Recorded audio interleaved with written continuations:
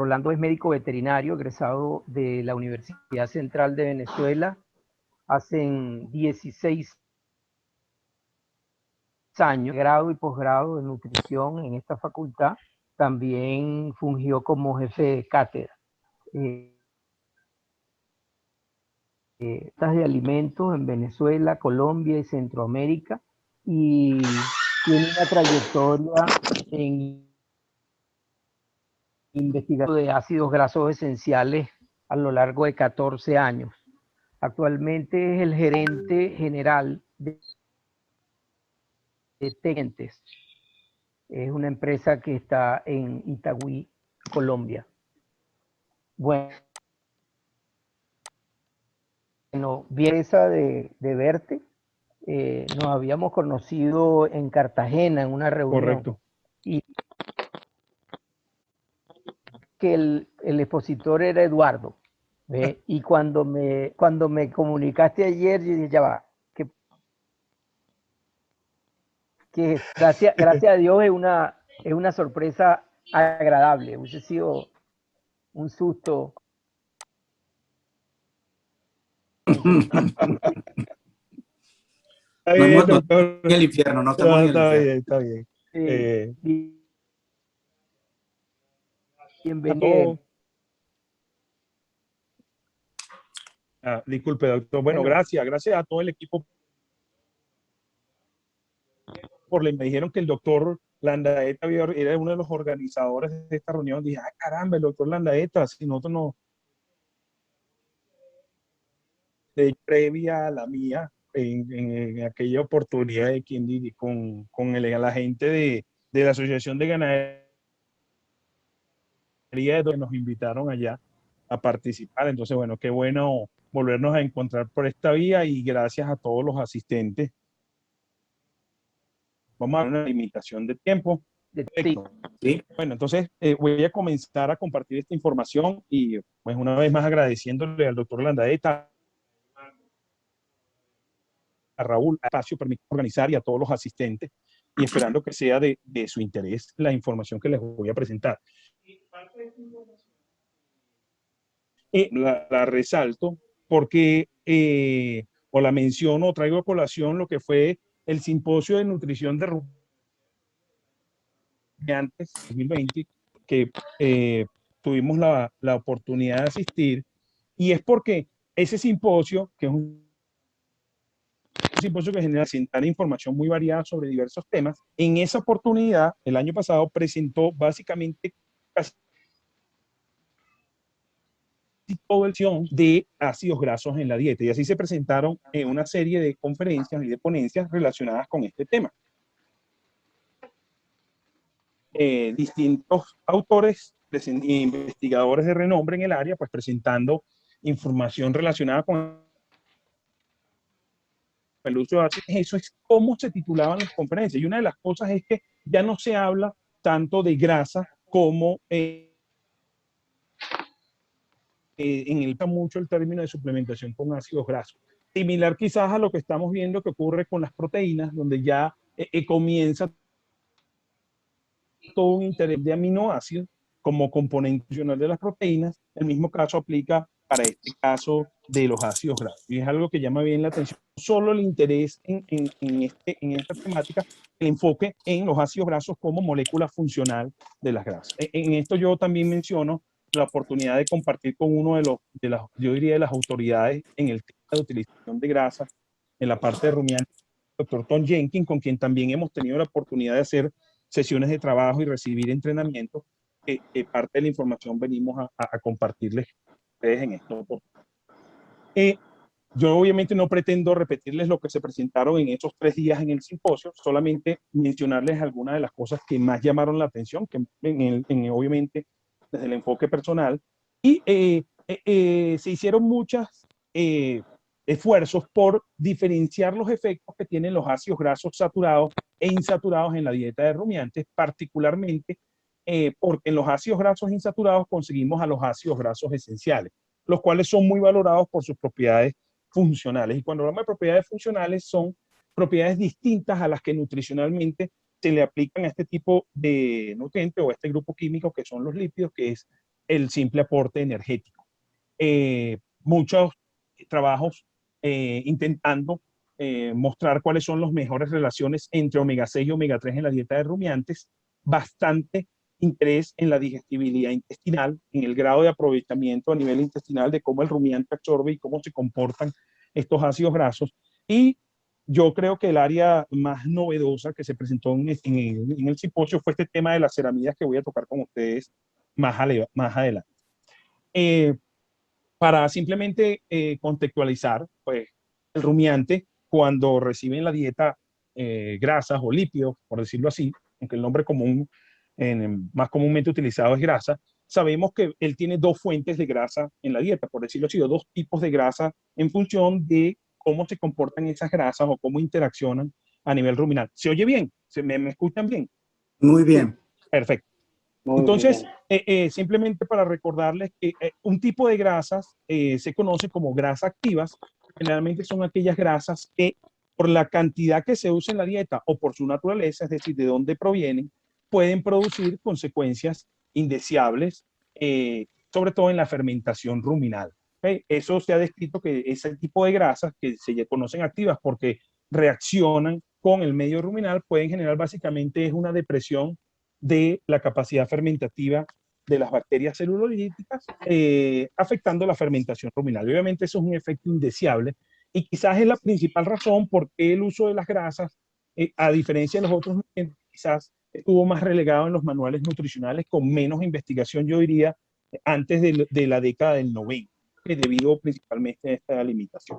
La otra limitación que existe o que generan este tipo de grasas es que si contienen ácidos grasos poliinsaturados, donde están los esenciales, por un proceso normal que ocurre en el rumen, conocido como bihidrogenación, esos ácidos grasos que son insaturados, la mayor cantidad se saturan y esa saturación puede ser completa o parcial, pero lo importante es que cambia o reduce entonces el aporte de ácidos grasos esenciales que había inicialmente en la dieta, a lo que cambiando la cantidad que queda disponible a nivel intestinal para eso. A partir de los años 90, surge toda una tecnología que permitió superar ese inconveniente que vimos anteriormente. Las grasas activas surgen con el nombre comercial de grasas sobrepasantes. Realmente el término nutricional correcto es grasas inertes.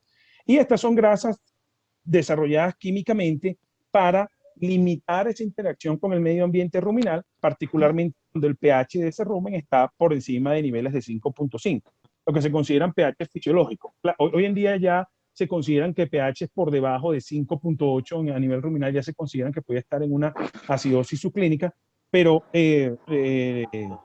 hablando de los rangos de pH fisiológico, esas sales cálcicas, nombre que reciben las grasas inertes, o la mayoría de las grasas inertes disponibles, ellas lo que hacen es que tienen poca interacción con el medio ambiente ruminal, sobre todo esos ácidos grasos, y la idea es que no modifiquen ni alteren los patrones de fermentación ruminal y al mismo tiempo que las bacterias no puedan cambiar el tipo de ácidos grasos presentes. Y ese desarrollo de esa tecnología permitió entonces poder incorporar de manera masiva o de manera más fácil a través de la dieta los ácidos grasos esenciales, lo que desencadenó este interés creciente que vimos consolidado o con la máxima expresión, por lo menos que yo había visto en el año este simposio de nutrición.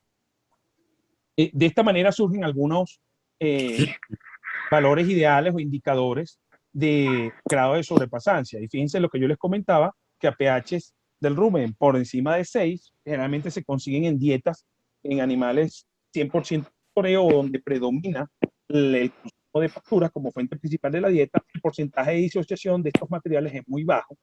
Y lo que hace entonces, o lo que permite que haya esa doble vía de protección. Las grasas no interfieran con la fermentación ruminal y al mismo tiempo las bacterias del rumen no modifiquen o no saturen, que es la principal consecuencia que tienen, ácidos grasos insaturados si están presentes en la grasa. ¿Okay?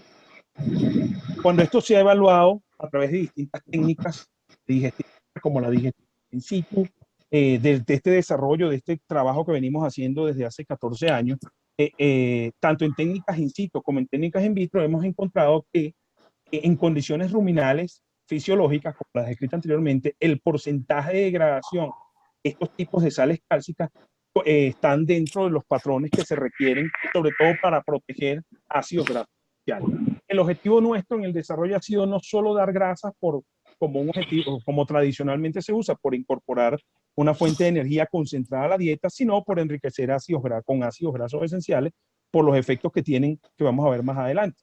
Entonces, una de las maneras es validar a través de técnicas de digestibilidad, como en este caso digestibilidad in situ, la cual básicamente consiste en fistular animales a nivel del rumen y colocar en bolsas de nylon una cierta cantidad, la cual se mide en determinado periodo de tiempo, obviamente recordando que aquí el material se obliga o se mantiene a estar presente siempre en el rumen, no sale del rumen, y se hacen mediciones en cuanto cómo varía el peso del material dentro de la bolsa en la medida que transcurre el tiempo. Y esas diferencias obviamente representan o quiere decir que el material se degradó. ¿Okay? Entonces, como pueden ver aquí, generalmente a las 6 horas, el porcentaje de degradación de este tipo de sales cálcicas está por debajo del 10%, lo que coincide con las especificaciones técnicas que debería tener.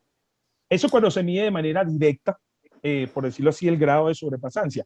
La otra manera de evaluar esto es a través de indirectamente midiendo la actividad fermentativa del rumen. Y esto se ha medido es a través de la producción de gas, lo cual se hace simplemente tomando muestras de licor ruminal, en este caso es in vitro, se toman muestras de licor ruminal de animales fistulados, se lleva al laboratorio simulando las condiciones del rumen, ahí colocamos los ácidos grasos dentro de estos contenedores que tienen las bacterias ruminales y se mide cómo es la tasa de producción, obviamente porque el principal producto de la fermentación del forraje son gases. ¿Okay? Entonces, la manera de validar esto es que, o de medir esa protección o esa inercia, esa sobrepasancia, es que las grasas no afecten la tasa de fermentación o la producción de gas a nivel ruminal. ¿Okay? Viendo que, sobre todo, es bien importante cuando utilizamos grasas que contienen ácidos grasos insaturados.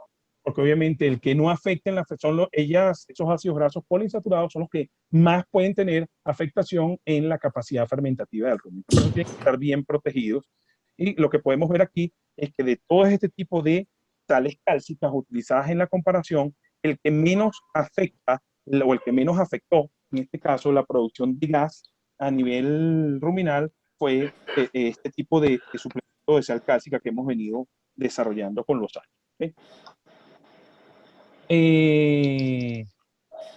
Otro evento importante con este tema, que una vez que se valida que la grasa no afecta la condición ruminal o que es realmente inerte, el interés en el simposio fue más hacia la digestibilidad. Y para que entendamos la implicación de esto, la digestibilidad habla es del grado de aprovechamiento de un nutriente. Esto, para resumirlo en términos más simples, quiere decir de lo que el animal se come, cuánto el animal logra aprovechar o logra digerir disponible para que ingrese al metabolismo y el animal lo pueda utilizar. Eso no quiere decir que todo lo que ingrese el animal lo utiliza. A partir de ahí todavía quedan que hacer. Hay algunas mermas o algunas ineficiencias que considerar, pero siempre es un considerando bien importante, un factor bien importante la digestibilidad. Esto aplica para otros nutrientes. Es el clásico ejemplo en los minerales de por qué la necesidad de estudiar las diferencias entre sulfatos y óxidos, porque tiene un impacto en cómo se aprovechan estos materiales a nivel intestinal. Los ácidos grasos no escapan de esta consideración y básicamente los principales hallazgos que se presentaron en este simposio tuvieron que ver con el estudio, o por primera vez se presentaron datos en estudios detallados sobre la digestibilidad individual de cada ácido graso. Ya recuerden que yo les decía que ya el interés no es la grasa en conjunto o completa como un grupo químico o nutricional, sino el interés específico en cada ácido graso. Y en estos trabajos, pues las conclusiones evidenciaban que mientras más ácidos grasos saturados lleguen a nivel intestinal, es menor la digestibilidad de las grasas. ¿Okay? Estos básicamente son los resultados que presentaron y lo que podemos ver aquí son el estudio de dos grupos, o el grupo de los ácidos grasos saturados con sus principales representantes, el palmítico representado por esta línea punteada y el esteárico, que son los principales ácidos grasos que podemos conseguir en la dieta típica de un rumiante o en los suplementos tipo lipídicos que se usan en la alimentación de rumiantes. Y vemos que en la medida que más ácidos grasos llegan a nivel del duodeno, que es uno de los principales sitios de digestión, donde ocurre la digestión y absorción de los ácidos grasos, vean cómo va cayendo dramáticamente la digestibilidad, siendo obviamente mayor el efecto para el esteárico que para el palmítico, pero en general los saturados, en la medida que más lleguen al duodeno, se reduce la digestibilidad en general de estos materiales. Esto quiere decir que de lo que se coloca en la dieta, mayor es la cantidad que va a aparecer en las heces, que se excreta, que no se aprovecha. ¿Okay? Para el caso de los insaturados, el efecto es distinto en la medida, no es tradicional que lleguen las mismas cantidades a nivel del duodeno, pero hasta ahora los estudios han mostrado que en dosis crecientes, la respuesta de los insaturados es que mientras más lleguen a nivel intestinal, mayor es el coeficiente de absorción. Y probablemente esto se explica, existen muchas razones, pero los investigadores mencionan que obviamente pareciera que hay, debido a que los ácidos grasos esenciales, que son aquellos que el cuerpo necesita en el cuerpo, porque forman parte de rutas metabólicas o de procesos o de síntesis de sustancias importantes para la vida, pero que el cuerpo no puede producir, le da preferencia desde el punto de vista de la digestibilidad. Entonces, obviamente, como los ácidos grasos esenciales forman parte de los ácidos grasos insaturados, pues los datos muestran cómo en la medida que se incrementa la presencia de estos, y obviamente la manera que existe de incrementar la presencia de esto es inoculándolos directamente a nivel del sitio de absorción, o en el caso de suministrarlo a la dieta, hay que suministrarlos protegidos, o lo que yo les hablaba, o como el término se usa, a través de grasas sobrepasadas. ¿Okay? Ya algunos investigadores previamente habían encontrado datos similares. Aquí simplemente le muestro algunos resúmenes en datos en que se describe que el coeficiente de absorción de las grasas saturadas en promedio puede ser de 80%. Sin embargo, para las insaturadas equivale al 92%. Si esto lo ponemos en términos numéricos simples, quiere decir que de cada 100 gramos de ácidos grasos que se colocan en la dieta, en el caso de los saturados, solo 80 se absorben. Es decir, que 20 gramos de esos van directo a las heces o salen en las heces, a pesar de haber estado colocados en la dieta. En cambio, para los insaturados estaríamos hablando de solo 8 gramos. Cuando vemos eso, o numéricamente vemos eso representa un 60% de pérdida en las heces cuando se incorporan ácidos grasos insaturados como fuente lipídica para los rumiantes. Y quizás esto sirve para explicar por qué cuando se incorporan mayores niveles de insaturados se mejora el grado de aprovechamiento de la dieta en general. El otro hallazgo de los investigadores es que los saturados no solo reducen la digestibilidad de ellos per se, sino que afectan la digestibilidad en general de la materia seca. Aquí lo que estamos viendo es vacas lecheras suplementadas con raciones totales mezcladas, las cuales las de las barras naranjas son vacas que reciben ácidos grasos esenciales protegidos en la dieta, y las vacas azules reciben la ración control, por decirlo así, que no tiene esa suplementación. Y lo que estamos viendo es cómo la eficiencia de conversión alimenticia, es decir, los kilogramos de materia seca consumidos para producir 1 kilogramo de leche, la eficiencia de conversión se aumenta en las vacas que reciben o que incorporan este tipo de nutrientes, probablemente debido a esa mayor tasa de digestibilidad, no solo asociada a que incorporan mayor cantidad de ácidos grasos con el beneficio que eso tiene, sino en las mejoras que puede tener en la digestibilidad en la dieta total. ¿Okay? Por eso, uno de los investigadores más reconocidos del Congreso, él mencionaba y decía que hoy en día valorar este tipo de nutrientes debe abandonar un poco la concepción de ver las grasas solo como una fuente de energía, sino verlos como fuente de señales químicas que quizás ayude a explicar más estas diferencias entre ácidos grasos saturados y ácidos grasos insaturados. Cuando tomamos ese enfoque de efecto diferencial de los ácidos grasos insaturados, quizás donde tenga más aplicabilidad sería en el componente inmunológico, el cual por cuestión de tiempo no voy a desarrollar hoy, pero sí vamos a desarrollar el del componente reproductivo.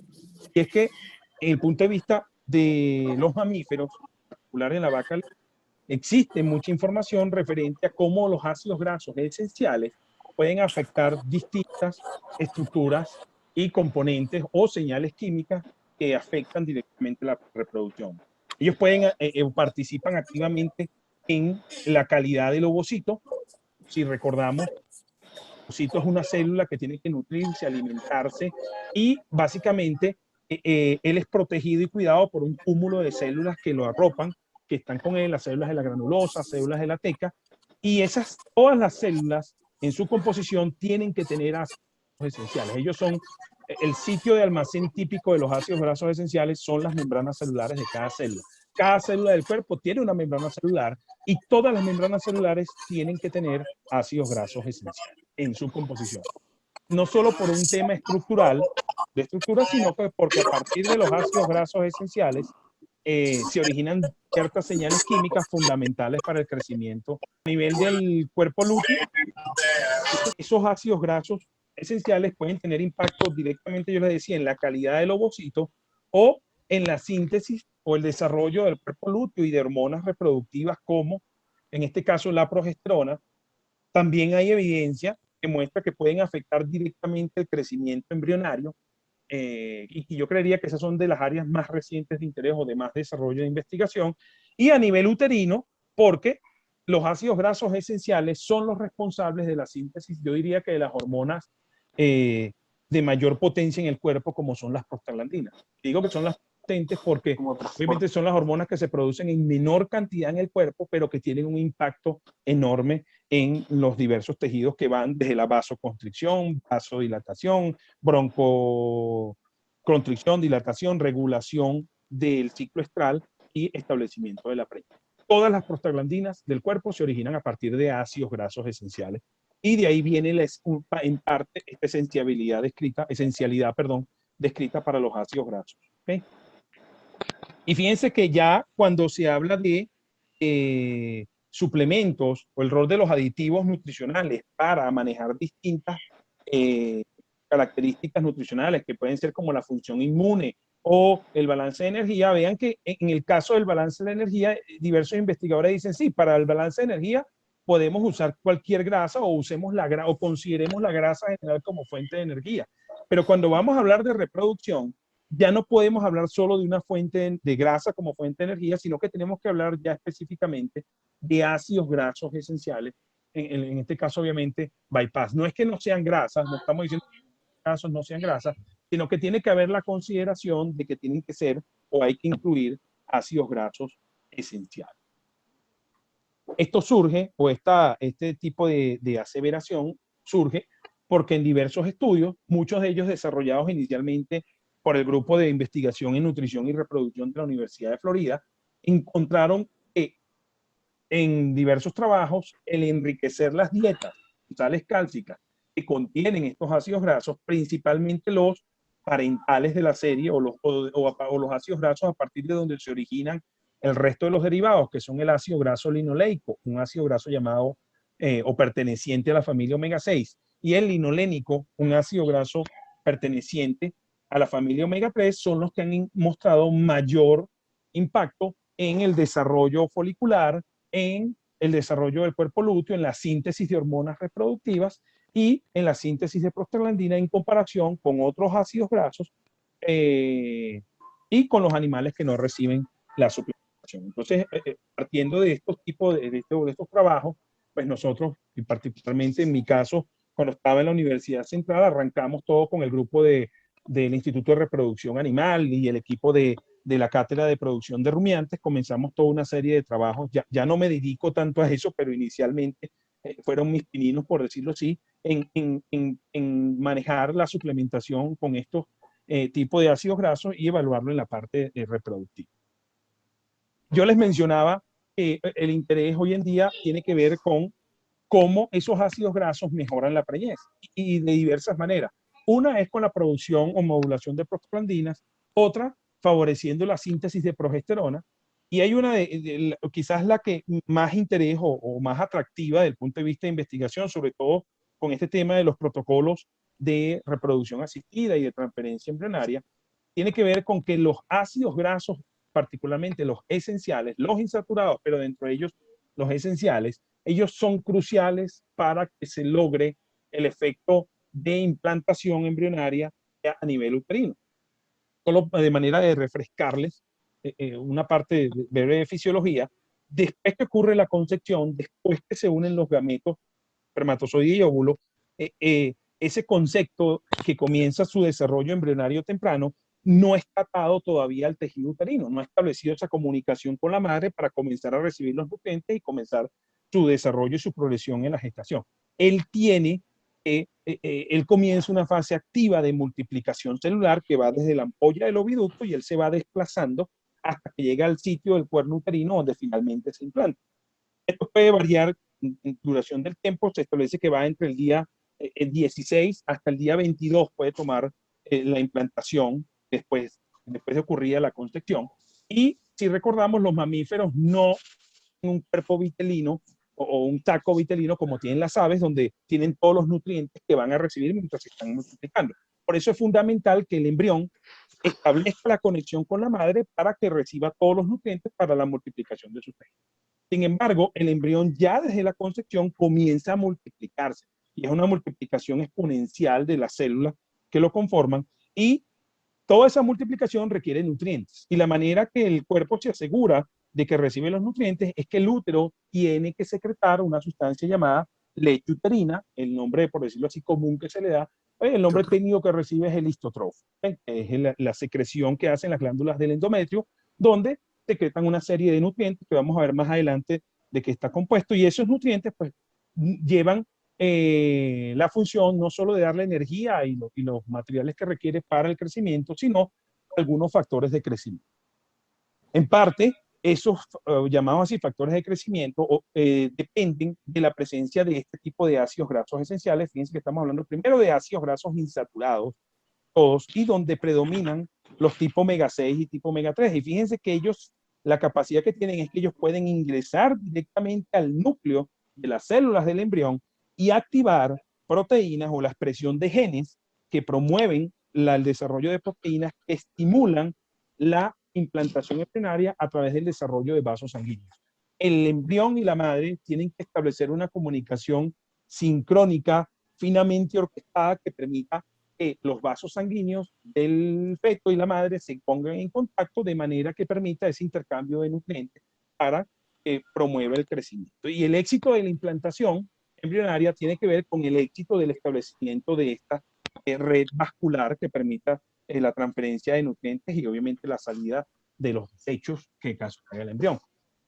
Muchos de estos trabajos se han evidenciado, lo que estamos viendo aquí en esta lámina, simplemente cultivos celulares de células embrionarias que son sometidas a medios de cultivo enriquecidos con ácidos grasos, particularmente los ácidos grasos esenciales. Y lo que podemos ver, a diferencia de las células que no reciben este tipo de enriquecimiento, de este tipo de nutrientes, vemos cómo los que reciben mayor cantidad de ácidos grasos esenciales comienzan a mostrar mayor cantidad de ramificación de los vasos sanguíneos. Lo que estamos viendo aquí, estos circulitos que ustedes ven aquí, cada uno de estos representan vasos sanguíneos. Y lo que vemos es que estos ácidos grasos esenciales, cuando se logran estar en el medio de crecimiento de esas células, estimulan la ramificación de los vasos sanguíneos, no solo lo que obviamente mientras más vasos sanguíneos existan, mayor capacidad de intercambio entonces de nutrientes, por lo que se ve favorecido entonces la implantación embrionaria.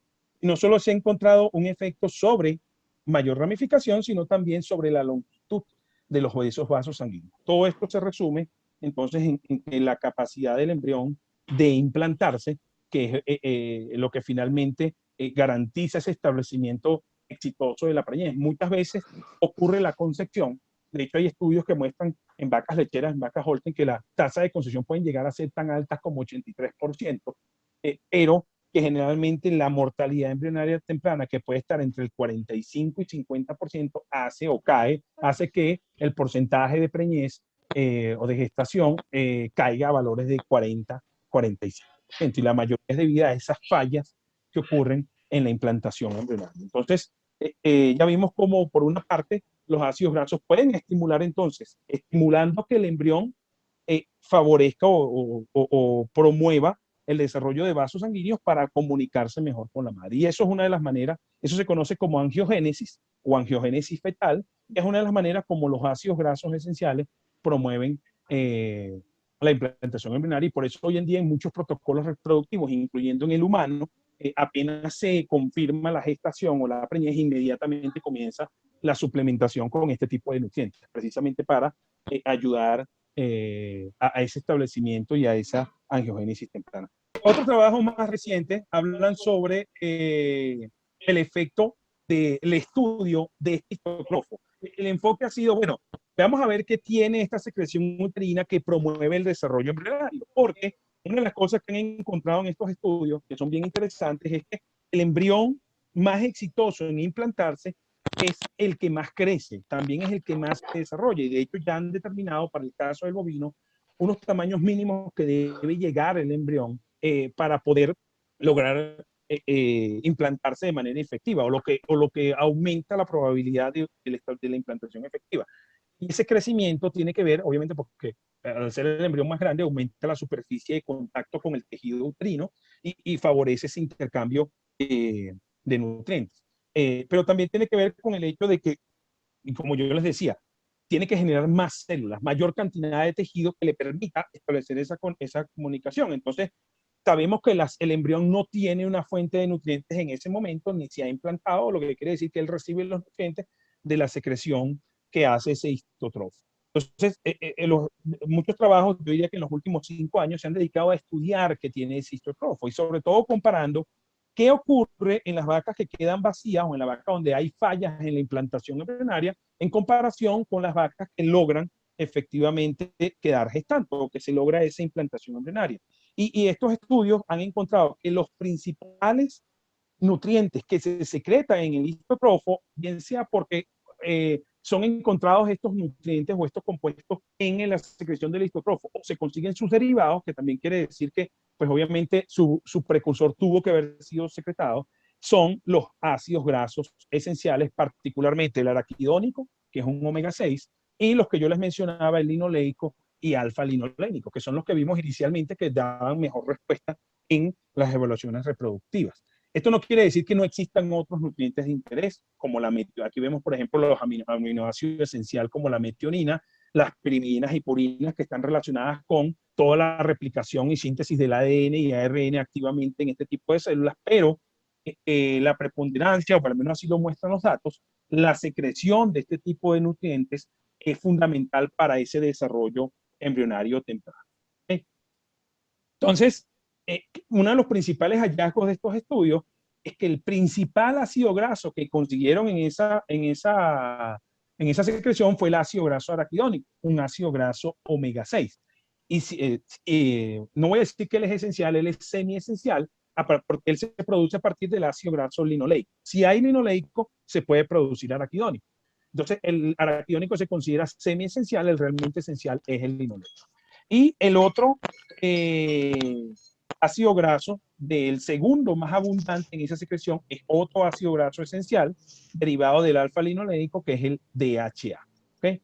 Entonces, lo que podemos ver, el principal hallazgo de este trabajo fue que en el histotrofo de las vacas que quedaban gestantes, en comparación con las vacas que quedaban vacías, la concentración de araquidónico en esos lavajos uterinos, en ese histotrofo, se incrementaba al menos en un 50%, lo que mostraba o la conclusión para estos investigadores que evidencia un requerimiento por parte del embrión de este tipo de nutrientes. Y recordemos que este tipo de nutrientes el animal no lo puede producir.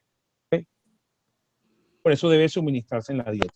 No solo han encontrado incrementos en el precursor, en el ácido araquidónico, sino en las sustancias que se derivan a partir de él, incrementándose inclusive casi hasta 1.5 veces la concentración en las vacas gestantes de derivados. Esto que estamos viendo aquí son derivados de los ácidos grasos esenciales. Y esto no es utilización de grasa para energía. El resultado de la utilización de ácidos grasos para obtener energía es la producción de ATP. Aquí estamos viendo la síntesis de esas señales químicas que mencionaba el doctor Bravo, que son importantes. Todas estas son sustancias que están relacionadas con la activación temprana de genes, con la expresión de genes de crecimiento por parte del embrión. Simplemente más datos, esto es lo que yo les mencionaba. Un embrión, para poderse implantar de manera exitosa, debe alcanzar un tamaño mínimo de 20, o el rango de implantación que ellos han encontrado más efectivo es cuando el embrión alcanza un tamaño entre 20 a 60 milímetros y se describe como el embrión filamentoso. Es un embrión que ya ha crecido su tamaño y al ser más grande, pues obviamente aumenta la superficie de contacto con el tejido uterino. Y fíjense que podemos ver que los embriones, aquí tenemos embriones de tipo ovoide, son embriones que comienzan a crecer, pero por alguna razón cesa su crecimiento, no logran desarrollarse y también se traducen en pérdidas embrionarias. Y obviamente las vacas que no quedan gestantes. Y lo que han encontrado estos investigadores en estudios, estos son otro grupo de investigación que coincide con lo que le presenté anteriormente, es que los derivados de los ácidos grasos omega 6 se incrementan casi hasta 8 veces en el caso del histotrofo que proviene o que se obtiene de aquellas vacas donde los embriones alcanzaron su mayor tamaño. Entonces ellos obviamente relacionan o mencionan que gracias a estos incrementos en este tipo de derivados es que se logra alcanzar este tipo o forma parte de uno de los nutrientes fundamentales para este desarrollo embrionario. Por eso mismo, una de las cosas que se han encontrado, o uno de los efectos que se ha encontrado que tiene la progesterona a nivel del endometrio, es que en los puntos de máxima secreción de progesterona durante el ciclo estral o durante la gestación, se acumula o aumenta la acumulación de gotas lipídicas hacia la luz del endometrio, que es la capa que está íntimamente relacionada con el embrión. Y eso, el objetivo que mencionan los investigadores es que esto es para obviamente favorecer ese traspaso de esas gotas lipídicas que contienen los ácidos grasos y hacia el embrión. Y si esas gotas lipídicas contienen ácidos grasos esenciales, ellos pueden ingresar ellos directamente o a través de sus derivados como las prostaglandinas y activar genes a nivel nuclear que están relacionados con el desarrollo temprano embrionario. Estas conclusiones surgen de datos donde han evaluado de cortes de tejido del endometrio durante la fase del diestro, siendo en la fase del ciclo estral donde mayor síntesis de progesterona ocurre, que estamos viendo simplemente la acumulación de gotas lipídicas medidas en el endometrio, y vemos a distintos días de la fase del diestro, siendo la fase de mayor producción de progesterona alrededor del día 15, y si se dan cuenta, esto es alrededor del día 15, la fase del diestro, que coincide más o menos con el día 17, entre el día 16 y día 18, post ovulación, que estaría relacionado más o menos con los días donde el embrión se está implantando o donde está llegando ya al sitio en el cuerno uterino donde se va a implantar. Fíjense, en ese punto, la acumulación de gotas lipídicas, en el caso de estos trabajos, se incrementó hasta 4 veces en comparación con lo que había al inicio de la fase del diestro. Y esto obviamente habla de lo que yo les decía, de ese requerimiento que tiene el embrión para poder utilizar estos nutrientes que pueden ser favorecer o estimular su implantación. Dentro de eso, no solo encontraron un aumento en las gotas lipídicas, sino que identificaron que esas gotas lipídicas, el 52% de la composición de ácidos grasos de esas gotas eran ácidos grasos poliinsaturados, donde predominaban básicamente los omega 6, que obviamente tiene que ver con lo que yo les mencionaba, esa capacidad de poder sintetizar prostaglandinas o derivados que son fundamentales para la implantación. Lo que yo les mencionaba, que la mayoría de los derivados que consiguen son de este tipo de ácidos grasos omega. Les voy a hablar de uno solo de ellos, es la prostaglandina E2. Todos conocemos la prostaglandina F2 alfa, probablemente la utilizan muchos de ustedes en sus protocolos de sincronización o de manera habitual cuando ocurre algún problema para estimular el parto o para promover la limpieza uterina temprana, para manejar problemas de retención de membranas fetales. ¿Okay? Y entonces es muy conocida la prostaglandina F2 alfa. Sin embargo, como vemos aquí en este esquema, a partir del ácido araquidónico se producen toda una serie de compuestos que donde no solo es la prostaglandina F2 alfa uno de ellos, sino la prostaglandina E2. Y esta es la que ha tomado más interés desde el punto de vista de la implantación embrionaria, porque aunque sabemos que la F2 alfa es luteolítica, es decir, rompe el cuerpo lúteo y puede promover pérdidas embrionarias, la prostaglandina E2, que se deriva del mismo ácido graso, estimula o es una prostaglandina luteotrófica, estimulando el desarrollo y el mantenimiento del cuerpo lúteo, por ende, estimulando la síntesis y producción de progesterona, lo que favorece la implantación embrionaria. Por eso, muchos trabajos explican que la manera como los ácidos grasos omega 6 pueden estimular la síntesis de progesterona, más allá de que los ácidos grasos son precursores del precursor de progesterona, porque ellos pueden originar colesterol, y el colesterol es el precursor de de las hormonas esteroideas como la progesterona, hay una razón relacionada con específica o funcional, que es que los ácidos grasos omega 6, si aumentan su concentración en el útero, pueden estimular la síntesis de esta prostaglandina 2, la cual desarrolla el cuerpo lúteo. Y si un embrión viene viajando, porque ocurrió una concepción efectiva, entonces, al haber más progesterona, más preparado está ese útero para recibir ese embrión y que ocurra una implantación embrionaria efectiva. No sé cómo vamos de tiempo, Doc. ¿Vamos bien? Sí, vamos bien. Perfecto. Fíjense que hemos hablado mucho de efectos específicos directos de los ácidos grasos. Yo no les he hablado nada de energía. Sin embargo, pues la razón inicial por la que se usaron las grasas era para incrementar el contenido de energía en la dieta, sobre todo en momentos donde la vaca puede ser susceptible a perder condición corporal. Generalmente, la frecuencia donde puede ocurrir este evento es generalmente después del parto, en los momentos iniciales del parto. Esos primeros varía, puede ser el primer mes o los primeros 2 meses de la lactancia, cuando la vaca se encuentra con depresión del consumo y ocurren todos estos eventos del parto y la vaca comienza el estrés de la lactación, aumentan sus requerimientos. Entonces, ella se puede ver, obviamente, debido a esos desbalances, no voy a decir que desbalances nutricionales, ocurren mucho, básicamente tiene que ver con la incapacidad de ella de ingerir todo lo que requiere y esto se ve más, es un fenómeno más fuerte mientras el animal tenga mayor capacidad de producción, mientras más selección se haga para incrementar su capacidad productiva de leche, pues el más se puede ver susceptible de esta situación. También hay otras condiciones como de instalaciones o condiciones climáticas que agravan este proceso. No, con esto le quiero decir que no todo es un componente nutricional, pero generalmente la vaca, el problema que presenta es que hacia el momento del parto, por depresión del consumo, pues, e incremento de la demanda, sobre todo en los primeros 2 meses después del parto, pues ella tratando de sostener esa lactación, básicamente porque pues pasó 9 meses gestando y el principio de sobrevivencia de la especie predomina y el interés de ella es mantener esa producción de leche para levantar ese ternero. Pues el problema de esto es que generalmente trae como consecuencia una movilización de condición corporal y esa movilización básicamente lo que la vaca está moviendo es grasa. Es lo que está moviendo porque es la fuente como los mamíferos guardamos energía. También se guarda algo de azúcar, algo de glucosa en forma de glucógeno hepático y muscular, pero básicamente esa glucosa queda disponible solo para la glándula mamaria y el cerebro. De resto, ningún otro tejido va a utilizar glucosa. Y el problema de esta movilización excesiva de ácidos grasos tiene dos características. Una que predispone a la una de ellas es la cetosis. Y lo otro es que esa movilización se caracteriza por movilizar alta cantidad de ácidos grasos saturados.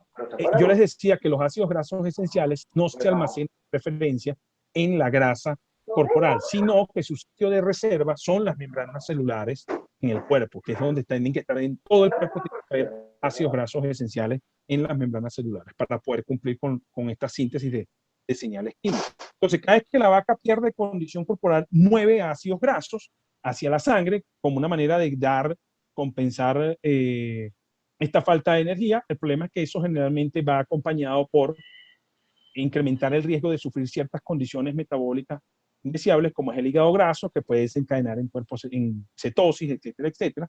Y este incremento de la cetosis, el problema de la cetosis es que la cetosis cursa con dos vertientes, una vertiente clínica, donde yo puedo ver los síntomas, pero hay una vertiente subclínica que genera, que no manifiesta los signos clínicos evidentes, pero sí tiene impacto sobre todo en lo que tiene que ver en el desempeño inmunológico y en el desempeño reproductivo. Por eso muchas vacas, muchas explicaciones a problemas de mastitis o a problemas de metritis, a esa inmunosupresión que puede estar, no necesariamente quiere decir que la vaca no es inmunocompetente, sino que hay una falla metabólica que está conduciendo a ese problema. ¿Okay? ¿Y por qué les traigo todo este tema? Porque si recuerdan, al inicio de la presentación le hablé de la ceramida como un compuesto importante o de más interés que se manifestó o se evidenció se presentó en este congreso y su relación con un fenómeno que sufre la vaca, que es la resistencia a la insulina. Esto para decírselos, para explicárselos en términos sencillos, básicamente lo que ocurre cuando la vaca y todo mamífero, incluyendo la vaca, funciona así. Cuando los niveles de glucosa en sangre se elevan, pues las células pancreáticas responden secretando insulina y la insulina es una hormona que le dice a los tejidos que pueden utilizar esa glucosa para, para satisfacer sus requerimientos para ser utilizados básicamente como fuente de energía. El problema es dos cosas, que cuando la vaca pare generalmente deprime el consumo, por lo que consume menos fuentes de esa glucosa, y lo otro es que ella sufre una resistencia a la insulina, que generalmente la idea es que sea transitoria. ¿Okay? Son los primeros días nada más y luego ya le recupere esa capacidad de responder a la insulina. Y básicamente lo que está ocurriendo ahí no es que la vaca no produce insulina, ella produce insulina, el problema es que su receptor, esa insulina tiene que unirse a un receptor para que esa señal se traduzca dentro de la célula efectivamente en el consumo de glucosa. El problema es que el receptor no reconoce, o bien sea porque no la reconoce o porque la unión no es efectiva, se genera este fenómeno llamado resistencia a la insulina. Y el problema entonces para esto, en los diversos tejidos, a excepción de la glándula mamaria y del cerebro, que no dependen de la insulina para tomar glucosa, el resto de los otros tejidos sí. Y uno de esos tejidos es el tejido adiposo. Cuando hay altos niveles de insulina, la insulina va al tejido adiposo y le dice, hey, detén la degradación, no te degrades más, no aumentes los ácidos grasos en sangre y particularmente no saques más ácidos grasos saturados, detén esa degradación y eso se traduce en que la vaca deja de perder condición corporal. Por eso es muy importante que esa insulina tenga la capacidad o la vaca recupere lo más pronto posible esa capacidad de que la insulina dé la señal en el tejido adiposo de frenar la condición corporal. Entonces, frenar la pérdida, perdón. Entonces, lo más reciente en este caso es que la grasa saturada tiene una relación estrecha con esa resistencia a la insulina. ¿Y cómo lo hace? A través de la síntesis de ceramidas. Diversos estudios han mostrado que bien sea la grasa que se mueve del tejido adiposo por eso que le decía yo, esa lipólisis, esa degradación de la reserva de energía para buscar compensar la falta que hay por la demanda de leche, comienza a mover ácidos grasos donde predomina el ácido graso palmítico, que es un ácido graso saturado. Pero resulta que lo mismo lo puedo hacer yo si la suplementación en la dieta con grasa es con predominancia de saturados. Entonces, por eso es que hoy se le pone mucho el ojo a qué tipo de ácidos grasos estamos suplementando. Ya no es dar grasa por dar grasas, sino que tenemos que conocer cuál es el perfil lipídico de esa grasa. Algo similar, como yo le decía, a lo que ocurre con la proteína. El problema es que desde el punto de vista funcional para el hígado, si aumenta la concentración de ese ácido graso palmítico, bien sea porque se degrada el tejido adiposo o porque aumentó su concentración, porque está llegando por la dieta, eso aumenta la síntesis de ceramidas. Y las ceramidas es uno de los ocasionantes o es uno de los responsables, esa molécula es responsable de esa resistencia a la insulina, de esa falla del receptor de conexión. Entonces, así, yo le puedo estar colocando a la vaca fuentes precursoras de glucosa o glucosa en la dieta para estimular precisamente un mayor nivel de glucosa en sangre para que haya más secreción de insulina, pero es necesario que ese receptor esté trabajando de manera efectiva. Y ese receptor puede fallar debido a esa acumulación de altos niveles de ácidos grasos saturados. Eso se había visto con mucho detalle en otras especies en monogástricos. Estos estudios son más recientes en rumiantes y han encontrado los mismos efectos. Y el problema de esa falla en la resistencia a la insulina es que hace que los tejidos puedan utilizar menos glucosa y esto tiene un impacto fundamental, uno, en el componente inmune, porque muchas células del sistema inmune requieren glucosa como fuente de energía para poder destruir las bacterias y los microorganismos. Y lo otro es que la insulina también produce ciertas señales que permiten algunos factores de crecimiento, que se produzcan algunos factores de crecimiento fundamentales para recobrar la efectiva capacidad o detalle inmunológico, como los factores de crecimiento IGF-1, etcétera, y que también están asociados en la respuesta reproductiva. El punto de esto es que esta resistencia a la insulina no frena la pérdida de condición corporal. Entonces, así yo le esté dando grasa a un animal, el animal puede estar perdiendo condición corporal, ¿okay? Porque lo que frena la pérdida de condición corporal es que ese receptor reciba la señal de insulina frenando esta lipólisis y pues obviamente no se detenga el impacto negativo que tiene esa masiva movilización.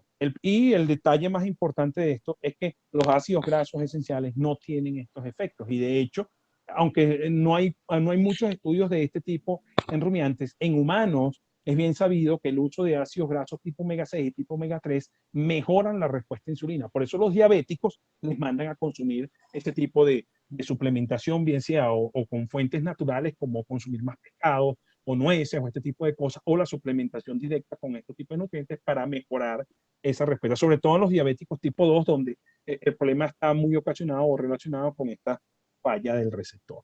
Entonces, por eso siempre, cada vez que la vaca pierde condición corporal, esto tiene un serio impacto en el componente reproductivo, traduciéndose sobre todo cuando usamos estas técnicas de reproducción asistida, mayor o números más bajos o más altos, en este caso, cuando medimos indicadores de ineficiencias reproductivas como la cantidad de embriones degenerados, la cantidad de ovocitos de alta calidad fertilizados, fíjense que tienden a ser mayores siempre que la vaca pierde condición corporal.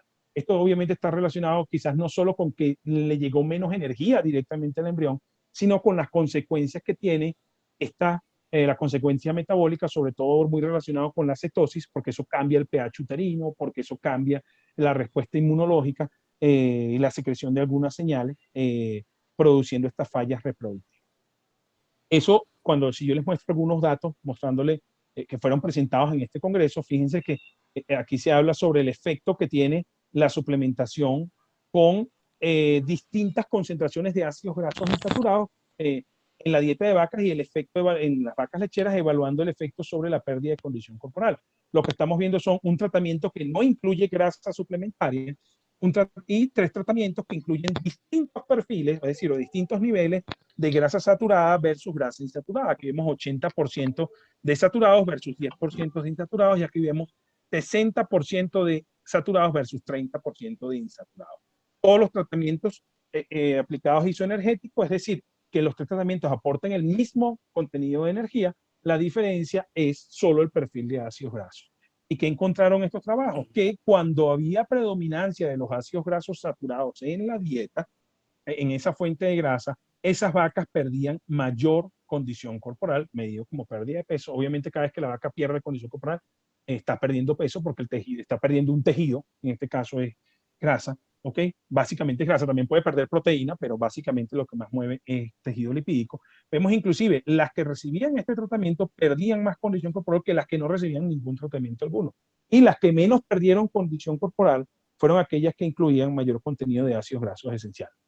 Los autores aquí dicen, bueno, esto puede estar relacionado con una mayor digestibilidad, obviamente, que lo vimos anteriormente, cómo los insaturados aumentan la digestibilidad, pero también, obviamente, ahora que se conoce este tema de la cerealidad, probablemente una de las cosas que está generando este aporte de insaturados es una mejor respuesta del receptor de insulina, lo que da una señal de frenar la lipólisis a nivel del tejido adiposo. Y desde el punto de vista reproductivo, cada vez que la vaca pierde mayor condición corporal, y eso es lo que estamos viendo en estos gráficos, tanto en vacas de primer parto como en vacas multíparas, la vaca que pierde condición corporal, que son en este caso las vacas en las barras grises, presentan un menor desempeño, en este caso medido como tasa de concepción a la primera inseminación artificial, menor en comparación con las vacas que no perdieron condición corporal. Por eso, obviamente, no, esto es la conclusión de esto, es no siempre que se incluya grasa en una dieta como fuente de energía, siempre vayamos a tener o vamos a poder frenar la pérdida en condición corporal. A veces vemos que se mantiene la respuesta en producción lechera, o sea, la vaca se desmerita mucho, pero pierde igual condición corporal. Entonces, y probablemente eso está relacionado con el perfil de la grasa que se está usando en la dieta. Y ya para ir cerrando la idea, es que, o para que no sé si vamos a hacer la pausa, es que básicamente lo que ocurre en este proceso, lo que está ocurriendo es que la vaca, básicamente yo le decía que usa la fuente de glicógeno, que es azúcar, básicamente este azúcar queda disponible durante la lactancia temprana solo para el cerebro y glándula mamaria, y el resto de los tejidos tienen que usar los ácidos grasos como fuente de energía. Lo que vemos aquí o lo que estamos viendo aquí es el esquema de partición de nutrientes, que existen procesos esenciales que la vaca siempre va a mantener, nunca los va a suspender, que son los que llamamos nosotros las funciones de mantenimiento.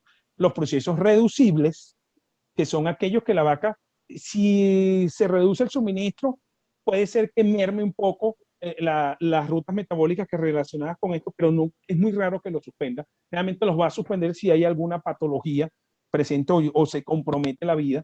Pero lo que sí vemos es que los procesos sacrificables siempre la reproducción es uno de ellos. Por eso se recomienda que cuando se vaya a hacer valoraciones energéticas, sobre todo energéticas, de la dieta, no puede hacerse solo con la producción de leche, porque la vaca sabemos que sacrifica componentes de su energía. Por eso hay que hacer la correlación de la condición corporal y los indicadores reproductivos, porque son los más sensibles a esta merma o falla en los combustibles. Pues no quiero meterme más en el tema, quiero ir a una parte más práctica para ir finalizando, pero básicamente se ve que cuando estos combustibles está bien, el eje reproductivo está bien, está funcionando como debe ser, con la síntesis, con la comunicación y generación tanto de la pulso como de la onda de GNRH, lo que estimula finalmente a nivel del ovario la síntesis de las hormonas reproductivas, y esto obviamente pues desencadena los eventos que vimos anteriormente que promueven la gestación y la implantación embrionaria. El problema es que por fallas en estos combustibles, uno de los primeros que se ve reducido o afectado es el eje hipotálamo hipófisis. Inmediatamente es uno de los ejes que sufre, porque como les mostraba anteriormente, para la partición de nutrientes es un proceso sacrificado. Entonces, a este punto les digo, ya después la idea que viene reafirmada por estos trabajos y otros trabajos que nosotros hemos hecho mucha investigación, que no valorar las grasas simplemente por componente energético no es nutricionalmente correcto. O sea, lo correcto es que comencemos a mirar el perfil lipídico, porque sabemos que tiene un efecto diferencial en distintos tejidos que van desde su digestibilidad, que es importante porque eso tiene que ver con de cuánto yo coloco en la dieta, cuánto el animal va a utilizar, y lo otro es que estos nutrientes tienen interacción con otros componentes o rutas fundamentales, que es más allá que un aporte de energía. Entonces, para ir cerrando, yo les traigo aquí siempre pues, las preguntas. Les prometo que ya voy cerrando la presentación, y es simplemente hacer algunas estimaciones de cuánta grasa debemos utilizar, cuánto debemos suplementar. Entonces, hay varias aproximaciones. Por ser uno de los temas más recientes en investigación, todavía hay pues distintas aproximaciones. Yo les traigo las más comunes. La primera, y creo que la más utilizada, es esta. Se recomienda que las vacas, en caso de vacas lactantes, se utilice entre 1 al 1.5% del consumo de materia seca, de su consumo de materia seca, sea incorporado con este tipo de grasa inerte. Ojo, una vaca lechera puede consumir entre 5 hasta 6% del consumo de materia seca en grasa, pero a manera suplementaria, con el efecto de este tipo de nutrientes, obviamente cuando hablamos de grasa, 5 o 6%, estamos hablando del consumo de grasa total, que incluye toda la grasa que tiene la ración, pero cuando hablamos de grasa suplementaria, este tipo de grasa inerte, pues estamos hablando de niveles entre 1 a 1.5%. En términos numéricos, pues yo les traje un ejemplo aquí, una vaca, por ejemplo, que pesa 500 kilogramos con una producción de 15 kilogramos de leche, sabemos que el consumo varía en rangos fisiológicos normales que van entre 1.8 hasta 3% del consumo de materia seca, me refiero a un rango en condiciones tropicales, que eso varía mucho dependiendo de la etapa fisiológica del animal. Hay muchas variables, obviamente estoy usando un valor promedio que es obtenible en las condiciones tropicales. Entonces, esta vaca estaría consumiendo alrededor de 12.500 gramos de materia seca, o 12.5 kilos o 12.500. Cuando eso lo traducimos en cuánto sería de grasa, estamos hablando que el 1.5% equivaldría a 188 gramos de grasa inerte. Esa sería la recomendación técnica más común. Lo ideal es que ojalá incluyera ácidos grasos esenciales, al menos 20% de su composición aproximada que sea de estos ácidos grasos esenciales. Esta dosis surge de estudios, valoraciones estadísticas, las más comunes conocidas como metaanálisis, donde pues se miden diversos trabajos donde se han hablado de distintas dosis, distintas fuentes, y se establece que la mejor respuesta productiva se obtuvo bajo estas dosis utilizadas, y de hecho veían que muchos trabajos es la dosis que más se recomienda. Como dosis mínima, en este caso que hablamos de 1%, estamos hablando de 125 gramos de grasa inerte. Como nosotros tenemos un mosaico y no necesariamente todos los animales consumen lo mismo, pues generalmente la dosis promedio que se maneja en este tipo de animales está alrededor de 150 gramos vaca. ¿Okay? Para aquellos que tengan la oportunidad de detallar y suministrar, pues obviamente pues pueden hacer esta valoración y dar los 188. El problema es que hacer esto diariamente puede ser dificultoso, por eso se recomienda que manejar una dosis promedio. ¿Okay? Y la idea de esta dosis es no solo obviamente para mantener condición corporal, sino que lo que estamos buscando son esos efectos que hablamos reproductivos e inmunológicos. Eso cuando la aproximación es por el consumo de materia seca. Lo otro, la otra aproximación es a través del balance, es decir, que lo que la vaca saque sea lo mismo que entre, porque eso evitaría que existiera una deficiencia. ¿Okay? Para eso, sobre todo cuando hablamos de ácidos grasos esenciales, siempre se usa como consideración el omega 6, porque vimos que es el que tiene mayor importancia desde el punto de vista reproductivo, porque de él se derivaba ese araquidónico a partir del cual obteníamos esas respuestas que veíamos en crecimiento, en implantación embrionaria y desarrollo de prostaglandina E2, etcétera. Entonces, por eso él es el que más se ha estudiado y también es que hay más información. Entonces, para poder hacer ese balance, tenemos que conocer más o menos de qué está conformada la grasa de la leche. Ya no podemos ver solo la grasa como grasa, sino que hay que ver cómo está conformada. La grasa de la leche está formada principalmente por el 75% de ella, principalmente está conformada por ácidos grasos de tipo saturado, el otro 25% por ácidos grasos insaturados, y el linoleico generalmente anda en un rango entre el 2 al 8% de ese 25%, siendo un valor promedio 4%. Entonces, usando este valor de 4%, uno más o menos hace el balance para establecer el requerimiento del linoleico. Sin embargo, aprovecho para mencionarles algunos datos importantes de la síntesis de grasa en la vaca lechera. Uno de ellos es que la vaca va a producir una cantidad de estos ácidos grasos, los va a producir en la glándula mamaria, y otra parte los va a tomar de la sangre. La leche es un filtrado de la sangre, entonces, o una parte de la leche es un filtrado, entonces la vaca toma ácidos grasos que estén presentes en la sangre. Ya sabemos que el linoleico es esencial. Eso quiere decir que la glándula mamaria no lo puede sintetizar. Eso es el primer factor, lo primero que tenemos que tener claro. La glándula mamaria generalmente sintetiza todos los ácidos grasos que son menores de 14 átomos de carbono, y aquí la mitad de los ácidos grasos de 16 átomos de carbono. Ya los de 18 átomos de carbono en adelante, como es el linoleico, no los puede sintetizar. Es decir, esos provienen netamente de lo que viene en la sangre, lo que se llaman los preformados. ¿Okay? Entonces, siguiendo el mismo ejemplo de nuestra vaca, estamos hablando de la, repito, vaca de 500 kilogramos de peso vivo que produce 15 kilogramos de leche. A nivel de pastoreo, generalmente puede tener valores alrededor de 4% de grasa en la leche, puede ser más. Eso varía, sabemos que varía con la dieta, sabemos que varía con la raza, sabemos que varía con el efecto nutricional, pero vamos a usar este valor de ejemplo de 4% porque es un valor típico que se puede conseguir al pastoreo. Estamos hablando, esa vaca en los 15 litros de leche requiere todos los días producir 600 gramos de grasa. Esos 600 gramos van a salir de su sistema. Eso es salida, eso se va para afuera, ¿ok? Entonces, obviamente, eso representa un drenaje desde el punto de vista del balance nutricional. Y fíjense, lo que les estoy mostrando con este gráfico es que en las etapas, en las primeras semanas de lactación, el grueso, esta línea verde representa la grasa, que fíjense que tiene más o menos el mismo comportamiento de la curva de lactación, pero fíjense que al inicio lo que predomina es la fuente de grasa preformada. Esto representa la grasa sintetizada en la glándula mamaria. Fíjense que el grueso de la movilización es de grasa preformada. Y esa grasa preformada pues viene de dos fuentes, o la que mueve del tejido adiposo, que veíamos que ella mueve como fuente de energía, o la que coloquemos nosotros la dieta. En la dieta, exactamente. Entonces, esos 600 gramos, cuando calculamos cuánto es el linoleico, estamos hablando de 24 gramos de linoleico solo para que se excrete. ¿Cuál es el tema de esto? Con esto quiero decir que si no hay 24 gramos de linoleico, la vaca no produce leche. No, sí va a producir leche. Pero pues puede hacer dos cosas. O reduce la proporción de linoleico o lo otro le quita a los tejidos. Los tejidos tienen que empezar a suministrar. Y eso puede generar las deficiencias transitorias que están descritas de ácidos grasos esenciales sobre todo en las etapas iniciales de la lactación. ¿Okay?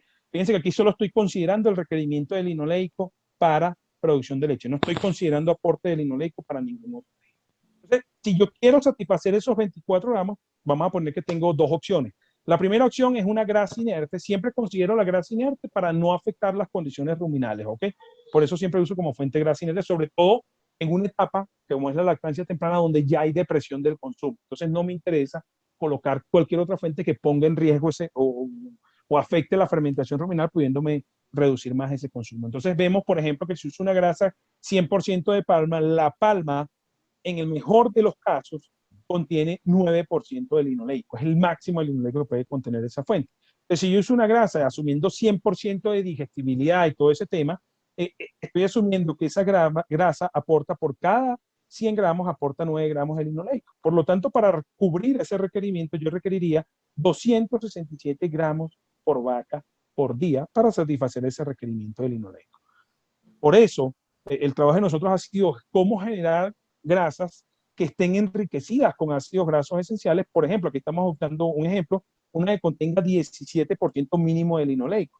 Vamos a satisfacer el requerimiento, es igual, son los mismos 24 gramos, pero para satisfacer ese requerimiento yo requiero 141 gramos por vaca por día, con las mismas asunciones que hicimos para el caso anterior. Eso representa 47% menos grasa en la dieta, lo cual tiene no solo implica un término de eficiencia, un término, una aplicación económica, sino que otra ventaja que estamos aplicando a esto es que me abre las fórmulas para yo permitirme colocar otros aditivos que son necesarios en ese momento.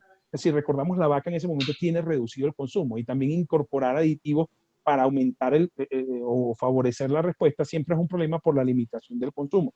Entonces, también el hecho de yo tener que colocar menos de cada material para producir una respuesta, pues obviamente también es una ventaja. Tenemos ventajas económicas, de eficiencia y de balanceo de la dieta. Y si se dan cuenta, estos 141 gramos son muy similares a los 150 gramos que consideramos por consumo de materia seca. ¿Okay? Obviamente, yo digo, bueno, yo puedo utilizar 150 gramos, la vaca requiere 141, sí, pero yo consideré primero que todo este linoleico de la dieta se absorbe, y lo segundo, acuérdense, aquí no estoy considerando requerimiento de linoleico para ningún otro tejido, solo estoy pensando en el drenaje de la glándula mamaria. Y bueno, ya la última consideración de la grasa, que ya es una consideración más basada no en el tipo de ácido graso, sino en requerimiento de grasa como tal, es el requerimiento de grasa en la leche. Ya no el requerimiento de linoleico, sino de grasa. Este es el que menos utilizamos nosotros. Es simplemente que la vaca tenga en la dieta la grasa que necesita para que no movilice condición corporal. ¿Okay? Entonces, seguimos con el mismo ejemplo, la misma vaca, por eso coloco aquí que son los mismos 600 gramos. ¿Okay? Sabemos que la vaca puede producir entre el 40 al 50% de esa grasa, la puede producir en la glándula mamaria, pero eso es variable. ¿Okay? El rango generalmente 40-50% es variable de muchos factores. Dentro del punto de vista nutricional, la rumia, el pH ruminal, la presencia de carbohidratos solubles, etcétera, etcétera. El consumo de materia seca tienen influencia en este rango, ¿ok? Pero si asumimos el mejor de los casos, es decir, que de estos 600 gramos la glándula mamaria produce la mitad, estamos hablando que 300 gramos de grasa tiene que aportar la dieta. Entonces, ahí tenemos que irnos a ver qué tienen los forrajes, sobre todo nuestros forrajes tropicales desde el punto de vista de grasa. Y los valores típicos andan alrededor de entre 1 a 1.5%, también es variable porque sabemos que la composición nutricional varía sobre todo con la especie, el manejo y principalmente el estado de madurez de la pastura, pero uno de los detalles bien importantes a considerar en la interpretación de este resultado es que este resultado se obtiene producto de una extracción con solventes como el éter. Y el problema es que el éter en los forrajes extrae muchas sustancias que no son ácidos grasos, y lo que la vaca requiere aquí en esta son ácidos grasos. Entonces, sustancias como fitoesteroles, pigmentos o ceras forman parte de este 1 a 1.5%. De hecho, Tom Jenkins dice, el valor de extracto etéreo de un forraje debe restársele 1 para corregir la presencia de este tipo de sustancias no. Entonces, si hacemos esa corrección, fíjense que yo aquí no la voy a aplicar, pero si yo la aplicara, estaríamos hablando de un valor máximo de 0.5 o inclusive 0 aporte de grasa por el forraje, ¿ok? Entonces, vamos a usar este valor de 1.5, estamos hablando de un consumo, quizás pasturas, cuando ustedes vean valores más altos, que pueden llegar a valores de 3, 4% en algunos forrajes, básicamente tienen que ver con el tipo de especie. Las plantas C3 tienden a tener mayor contenido y son también plantas de clima templado. Las forrajes de climas tropicales tienden a tener más bajo contenido de grasa. Entonces, cuando hablamos de esto, estamos diciendo que si la misma vaca consumía 12.500 gramos, el 1.5% de eso es grasa. Estamos hablando entonces que la dieta que le debía aportar 300 gramos, le está dando 188 gramos de grasa. Esto equivale a un déficit de 112 gramos de grasa. En el mejor de los casos, lo estoy colocando aquí, obviamente es mayor, por día. No olvidemos que esto es un requerimiento diario. ¿Okay? Entonces eso quiere decir que en 10 días la vaca perdió 1 kilo de grasa. 1 kilo de grasa equivale, cuentas más, cuentas menos, a la cantidad de energía que ella requiere para producir alrededor de 8 litros de leche. ¿Okay? La cantidad de energía que puede extraer. Entonces imagínense el impacto que tiene esa pérdida de energía para la vaca. Y estoy hablando solo de cuentas energéticas, y ya ustedes vieron el impacto que tiene esa movilización en el componente metabólico. ¿Okay? Y ojo, aquí no estoy considerando, primero que estoy considerando los valores más eficientes, de síntesis de la glándula mamaria, el mayor aporte del forraje, y no estoy considerando grasa para ningún otro tejido, solo el rey. ¿Okay? Entonces, ya para terminarle, pues, ir cerrando la idea, nosotros más que ser entusiastas de las grasas en la dieta de los rumiantes, creo que somos entusiastas del efecto de los ácidos grasos esenciales. Ningún nutriente lo considero malo, creo que todos los nutrientes tienen una razón y un porqué, y bien utilizados, sobre todo en momentos estratégicos como el periodo de transición o esa lactancia temprana, pueden tener un impacto, y sobre todo si incluimos este tipo de nutrientes, la capacidad de obtener más beneficios que simplemente el beneficio energético, por el cual siempre se valoraron las grasas, es bien importante. Los ácidos grasos esenciales siguen siendo grasas, aportan más energía que cualquier otra fuente, al menos 2.5 veces más. Ellos también lo tienen, lo que pasa es que el cuerpo no le va a dar preferentemente esa utilización, primero va a sacar las señales químicas y después los puede utilizar como fuente energética. No afectan la fermentación del forraje, obviamente esto depende de su grado de protección, por eso es que no todas las grasas inertes o que se digan inertes necesariamente son inertes, eso hay que valorarlo y que medirlo, ¿okay? Y sobre todo si tienen esenciales, porque van a pasar dos cosas. Si hay ácidos grasos esenciales y no están bien protegidos, ellos van a interferir la fermentación ruminal y adicionalmente las bacterias los van a perder. Entonces, lo que había en la dieta de ácidos grasos esenciales realmente no va a llegar a nivel intestinal. Ellos no, eso es una propiedad general de las grasas, no afectan el pH del rumen, no hay riesgo de acidosis ruminal, por eso es una fuente atractiva para concentrar energía, sobre todo cuando no puede utilizar más carbohidratos solubles en la dieta, no puede usar más almidones o existe riesgo de acidosis. No se pierden como metano en el rumen. Esto es bien interesante para el tema, todo este tema que se está buscando de la reducción de los gases de efecto invernadero. De hecho, ahorita en el simposio de nutrición de rumiantes que hubo este año, que le dieron un capítulo bien importante a ese tema, mencionaron el efecto de los lípidos como uno de los pocos nutrientes que ha mostrado ser efectivo para esta supresión de la síntesis de metano. Si es que el metano realmente de las vacas es el ocasionante de algún problema, porque eso está en discusión. Hay algo que sí se sabe que es efectivo para reducirlo como efecto funcional, que son los ácidos grasos. Sabemos que los esenciales tienen más digestibilidad a nivel intestinal. Obviamente las grasas no incrementan el calor metabólico. Esto lo sabemos porque sabemos que las grasas no se fermentan. Al no fermentarse, pues no hay pérdida de calor por fermentación. Y adicionalmente, pues ellos pueden aportarnos beneficios en tejidos reproductivos o la parte inmunológica, además de ese efecto energético. Entonces, bueno, con esta es la información que le traía. Discúlpeme que me extendí un poquito, pero el doctor me dijo que no, que dale que no se nos acaba el tiempo, entonces me entusiasmé. Muchas gracias y bueno, vamos con la pregunta. Si las tiene, pues con todo gusto.